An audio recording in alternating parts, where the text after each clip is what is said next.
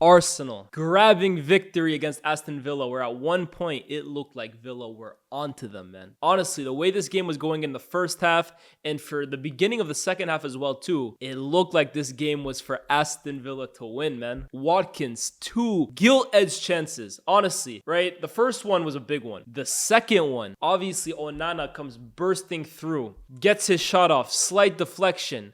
Raya's leaning to the side. He's about to fall over. Hits the bar. Comes down. Raya's on the ground. Watkins with the goal gaping, beckoning for him to finish it. And he basically heads it right into Raya's path. Obviously, that's 2 games in a row now where Watkins hasn't scored for Villa, when last season he had the season of his life. So we'll kind of see how that goes going forward, right? But one thing I want to point out from this performance from Arsenal compared to last year, where Villa actually did the double on Arsenal, I actually think potentially both of Arsenal's performances last season as a whole were probably more impressive than today.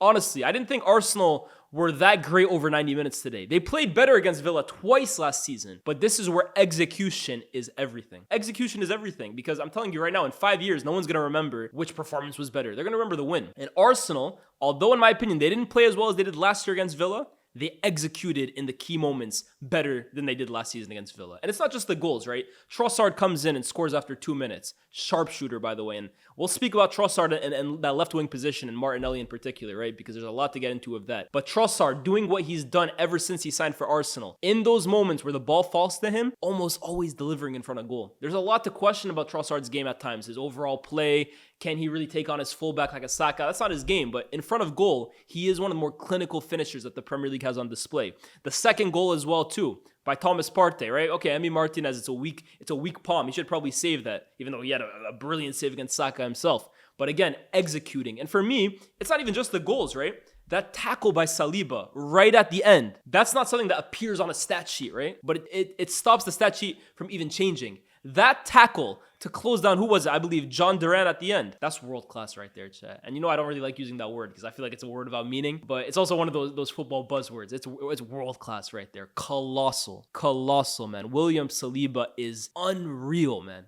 Unreal. For me, the best center back in the league. I think, in my opinion, at this point, I think he is the best that the Premier League has to offer, man. I think he's unbelievable. The athleticism, the guile on the ball. He's so like nonchalant, but also like not to a detriment. Like he's just so smooth. But then he's not like those like ball playing center backs that at times you can kind of rough up, right? Sometimes you see like the better ball playing center backs, they maybe have a softer side. Nah, this guy will get physical with you, bro. Real men. Crazy defender, man. Saliba is unreal, man. And Arsenal, just in general, look, they have a tough start to the season. They got Villa. Obviously, they took care of business today. They have to go to City, I believe, in a few weeks. They have to go to Spurs, I believe, in a few weeks. It's not an easy start to the season for Arsenal.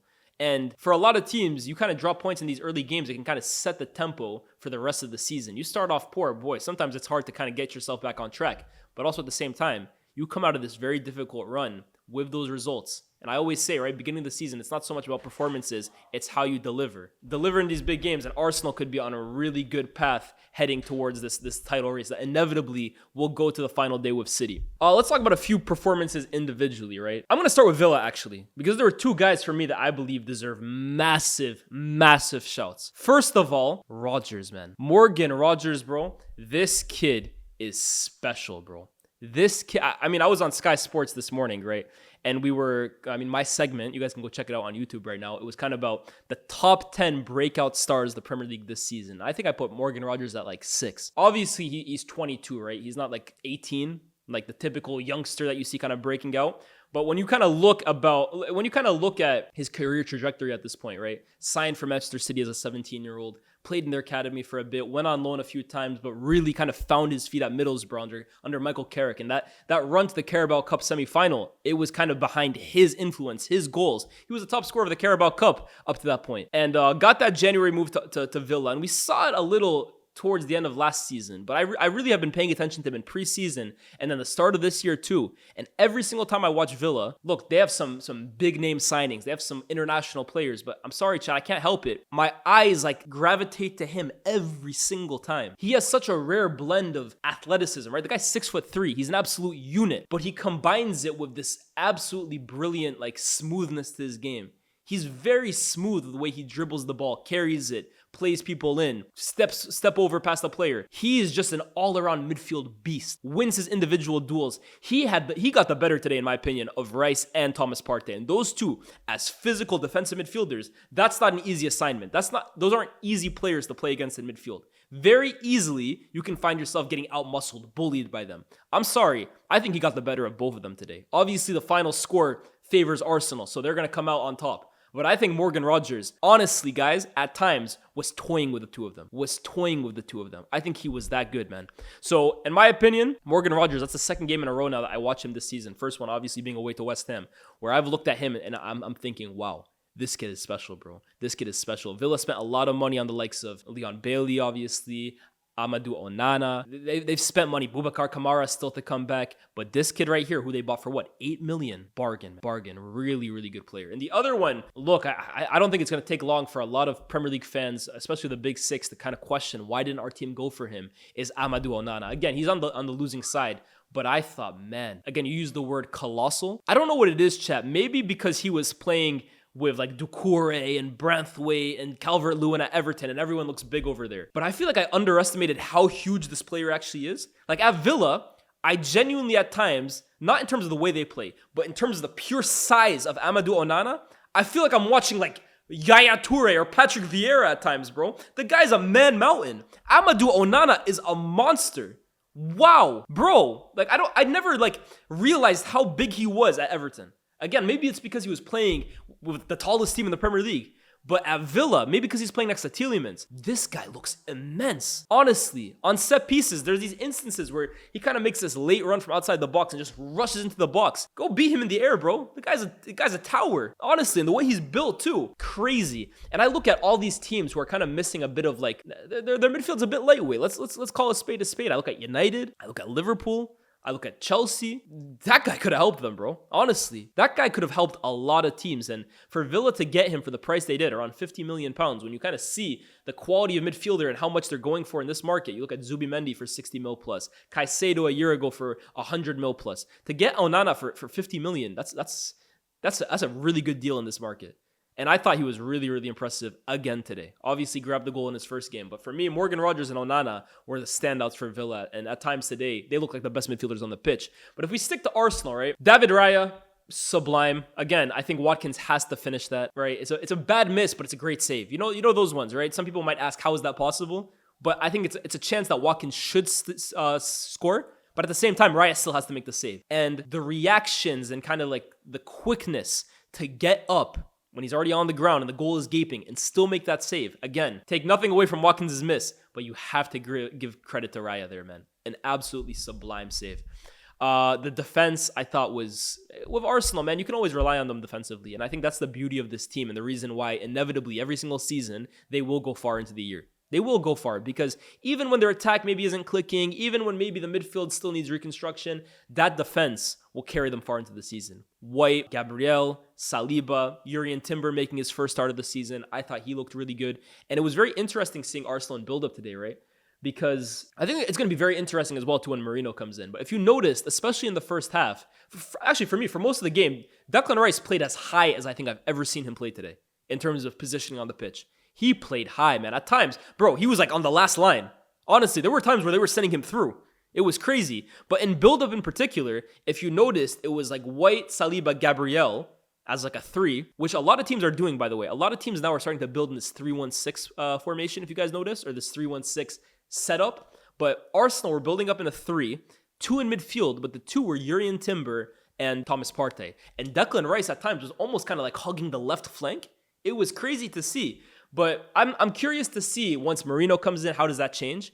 And also, is this purposeful? Is it maybe just for this one game? Or is Arteta really making an effort that on the ball, he's trying to move Declan Rice as far away from his back four as possible? Maybe question marks about how good he is in build-up, how good he is kind of on the half turn. I'm not sure. That's for Arteta to kind of explain and for us to see throughout the season. But it was something very, very interesting. And yeah, I know Zinchenko obviously inverts. And I know Jurrien Timber is a player very comfortable at doing so too. But I've never seen Declan Rice be the guy that's kind of sacrificing for that. and for him to play that high up the pitch and that wide as well too. So that was really something really interesting for me as well too. As for the front line, look, I think Saka had a solid game. For me, I couldn't believe he didn't score. Incredible save by Emi Martinez. But for the most part, you know how last week I was saying Wolves, they did a really bad job of keeping Saka on his right or of double teaming him. Villa did not make that mistake. Every time Saka got the ball, 2-man on him, go out wide, do not let him cut inside. That's the game plan for Saka this year.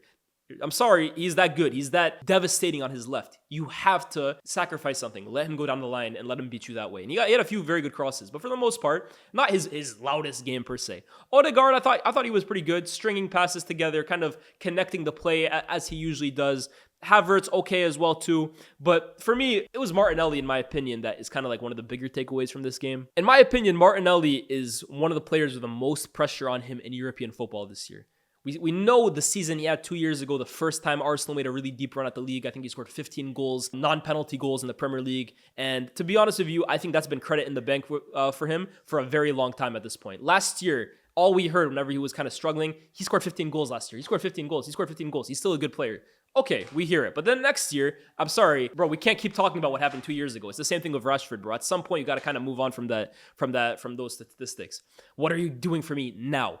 And I'm sorry, I still think there's the same deficiencies in his game that we've seen for the last couple of years. And at some point, as you mature, as you get older, and as your spot in the team kind of gets threatened, you have to start ironing out those deficiencies. And I think it's the second game of the season now where Martinelli, for me, just looks ineffective. And Arsenal probably look a little better when he comes off the pitch. Matty Cash came off, and I don't even know who the right back that Villa came on, what his name was. It's the first time I even see him. Let me see what his name is. Nedeljkovic? Is that the guy who played today? Nedeljkovic. I've never seen this guy in my life. I've never seen this guy play in my life. Maybe that's me being uneducated. Is he a new signing? He's 18 years old. There you go. I don't even feel bad for not knowing him.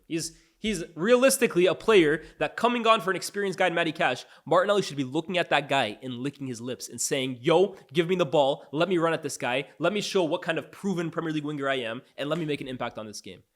And I'm sorry, this 18-year-old came on. And if anything, it got worse. And look, I say he's got a lot of pressure on him because I take it back to Emile Smith-Rowe, right? Who, by the way, congratulations on his first goal for Fulham. He's someone I really hope has a bounce back season because I really believe in his talent. But Emile Smith-Rowe was part of that youth trio that kind of, to be honest with you, saved Arteta's job at that point and brought Arsenal into this new era. It was Smith-Rowe, Saka, Martinelli. They were the young trio. And that's at one point, right?